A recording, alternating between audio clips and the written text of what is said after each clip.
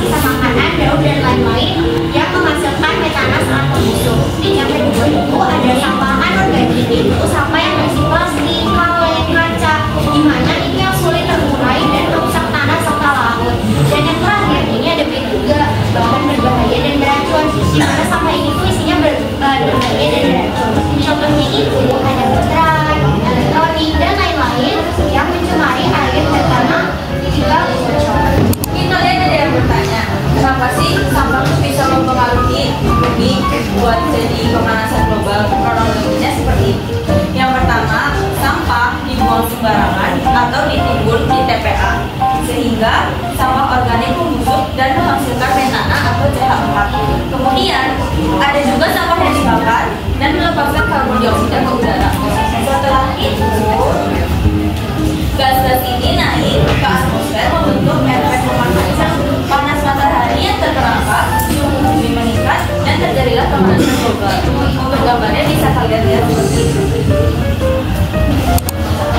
Nah, gambarnya di sini ada perubahan iklim ekstrem atau pemanasan siang, panas buruk, kekeringan dan badai. Yang kedua, naiknya es gunung dan naiknya permukiman laut. Yang ketiga itu konsumsi udara dan gangguan kesehatan. Yang keempat itu ada ekosistem rusak yang banyak. Kemudian ada solusi. Untuk mengatasi hal ini, banyak daerah mulai berinovasi. Banyumas adalah salah satu daerah sukses pengolahan limbah yang berdampak langsung pada pengurangan emisi gas rumah kaca.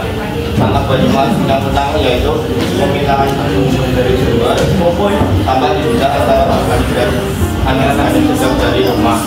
Yang kedua yaitu ada PMT bagi tempat pengolahan sampah yang mengubah sampah menjadi energi. Kemudian yang ketiga yaitu teknologi HCR mengubah sampah jadi bahan bakar mengakibatkan bahan atau industri. Yang keempat yaitu ada stabilisasi sampah diolah menjadi pupuk. Yang ketiga yaitu ada zero waste dan sampah diterapkan di lebih dari desa. Masyarakat berdayakan untuk memilah dan menjual sampah daur ulang. Kemudian yang ada hasilnya yang pertama volume sampah yang masuk CPA sudah berhenti. Kemudian yang ketiga yaitu emisi metanan yang mempengaruhi lingkungan tidak dekat. Dan yang ketiga bumi bersih dan masyarakat mendapat manfaat ekonomi. Jadi kesimpulannya, masalah sampah di Indonesia bukan hal sepele. 69 juta ton per tahun adalah ancaman serius bagi bumi. Tapi harapan itu ada. Banyumas membuktikan bahwa ada pengelolaan limbah yang bijak bisa menjadi solusi nyata dalam melawan pemanasan global. Oke teman-teman, sampai di sini adakah yang ingin bertanya? Ada yang mau ditanyakan? Ada yang mau ditanyakan? Ini bertanya. Ya, saya Rini Asal Kurniawan izin bertanya, mengapa setiap kali orang-orang itu walaupun sudah diberi edukasi tentang pembuangan sampah, namun tetap masih melakukan itu kenapa? Baik, terima kasih atas pertanyaannya. Izinkan Khalida menjawab saya. Saya izin menjawab pertanyaan dari ini. Kenapa tuh orang-orang walaupun udah diedukasi, udah dikasih tahu, mereka tuh kayak tetap kebiasaannya tuh karena dari dia mereka sendiri tuh nggak tahu bahwasannya yang mereka buat tuh dampaknya tuh sepengaruh itu. Bahkan tuh Indonesia sendiri sampai ada 69 juta ton sampah karena mereka nggak tahu dampak yang mereka dapat kalau misalnya mereka buang sembarangan tuh apa. Tapi balik lagi dari kita sendiri, kita nggak bisa nyuruh orang buat untuk